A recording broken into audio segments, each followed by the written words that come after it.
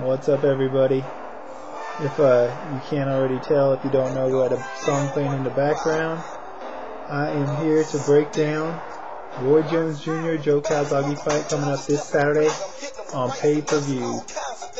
So, in the words of the infamous Michael Buffer, let's get ready to rumble.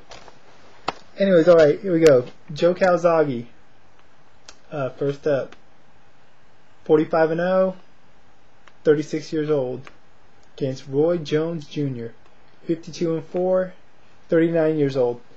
The reason I mention their age is because that's kind of a subject or something that's being talked about going into this fight as a possible factor.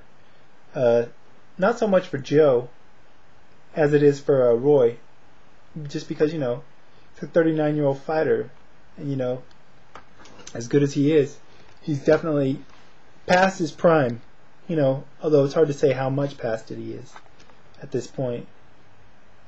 Joe's coming off the win over Hopkins, the decision win, and at the time it wasn't the most impressive victory. You know, he won, but it was kind of a, you know, people made a case for Hopkins, or could have, and, you know, it wasn't just, you know, it wasn't the most impressive victory for himself. But in hindsight, after the way Hopkins looked against Kelly Pavlik, maybe we should give Joe a little more credit for that fight than we actually did in the first place. Before that, he had the decision victory over Mikkel Kessler, which was an impressive performance. Pretty even fight the first half, and Joe took over in the second half over a really good opponent. Roy had the loss to Antonio Tarver in the rubber match. A fight where I mentioned to somebody on here that I thought he looked like he was clowning around, looked like he was playing an and-one basketball game, minus the basketball. Since then, he's reeled off 3 straight decision victories over Prince Body Ajamu, Anthony Hanshaw, and most recently Felix Trinidad earlier this year. You know, he looked pretty good in all those fights. Probably the most impressive in the Trinidad fight, but it's hard to really gauge that victory because Trinidad's been so inactive over the years, and the fight was at 170, definitely well over Trinidad's prime weight. Actually, I was just watching a little bit of that fight before I started making this video. Just get a little bit of a read on how I think Roy might look. To be honest, when this fight was made, I had Calzaghe. I figured it'd be, you know, easy win for him just based on the way Jones has looked basically since the first Tarver loss. He hasn't looked good at all. The last time he was really impressive, at least up to Roy Jones standards, was the John Ruiz fight, which has been a few years now. But watching HBO's 24/7, you know, that's such a good show. You really buy into, you know, the fact that either one of these guys has a good chance. And by either guy, I mean Jones as well. You know, I'm watching that, you really start to, you know, think, this guy's a good shot, you know. You start buying into what they're selling. I mean, you know, I kind of thought Ricky Hatton might have had a chance against Floyd Mayweather. I didn't think he was the favorite by any stretch of the imagination, but those shows do a good job of selling you both fighters, you know, and giving you a reason of why either one could win. But Roy has looked impressive in there. His hand speed has looked very fast in the training camps they're showing, which I know that is a factor. Like I said, with his age, his depending on how fast he is, you know, he did rely a lot on hand speed and athleticism in his career.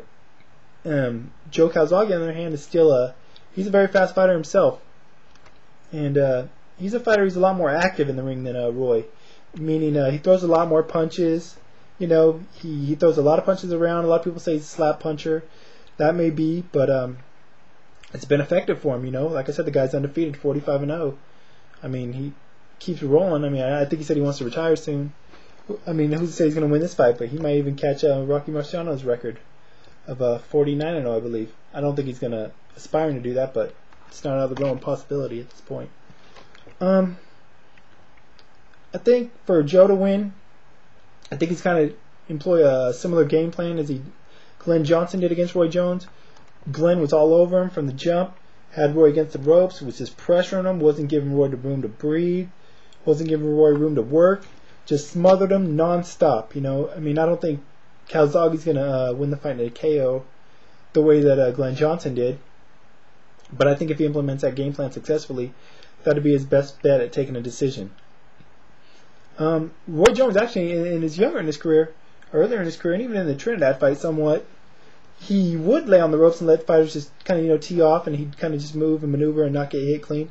and they throw a lot of flurries and combinations off the ropes. Real impressive stuff. But like I said, at 39, I don't know if he can quite get away with that as he used to when he was younger. For Jones, I think for him to win, I think he's going to need to stick and move a lot. You know, pot shot, flurry and combinations when those opportunities present themselves. But once, you know, he lands a lot of those little flurries, move out. You know, not that I'm worried about Calzaghe hurting him, but, you know, I just think it's best for him to use his game plan of sticking and moving, you know, and, you know, doing a lot of work when he wants to. Jones isn't the most active puncher when it comes to, you know, punches per round, and especially later in his career now. Even in the Trinidad fight, you know, he did throw a lot of impressive flurries, but he didn't throw like he wasn't a volume puncher by any stretch of the imagination. I'm going to go with Joe by decision here. You know, either one of these guys can win the fight. It just depends, you know. It really depends on what version of Roy Jones Jr. we get. I mean, like I said, I believe the guy's past his prime, but the question is, how much does he have left? If he can even come close to the version of himself when he was in his prime, then he could very well take this fight. You know, he matches up well with Joe Calzaghe in that regard. However, as I said, I've yet to be really impressed with Roy since the Ruiz fight.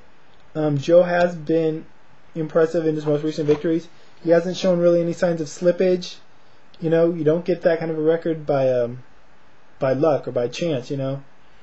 So I'm going to go with Joe by decision. I have a lot of people on here and watching HBO 24/7 that'll make me question my prediction on this fight and really give me reasons to pick Roy Jones, you know, or to favor him.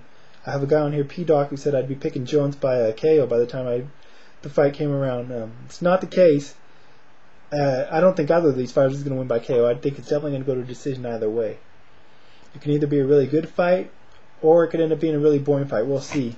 But like I said, I'm going to go with Joe by decision just by being the more active fighter. I think he'll probably be more aggressive. He's definitely going to throw more punches, and I think that's going to work in his favor in the judge's eyes. So that's it for now. We'll see how the fight goes. You know, I haven't been so good on my predictions in big fights lately. I was way off on the Hopkins Kelly Pavlik fight. I was definitely off on the Maharez Darchinian fight over this past weekend. And who knows? You know, who's to say if I'm going to be right on this one? Could be, could not be. Either way, it should be an exciting fight, or it should be an interesting fight, I should say. Hopefully it's exciting. But that's it for now. I'll be talking to you guys soon. Enjoy the fight, and hopefully whoever you want to win does so. Till then, I am out of here.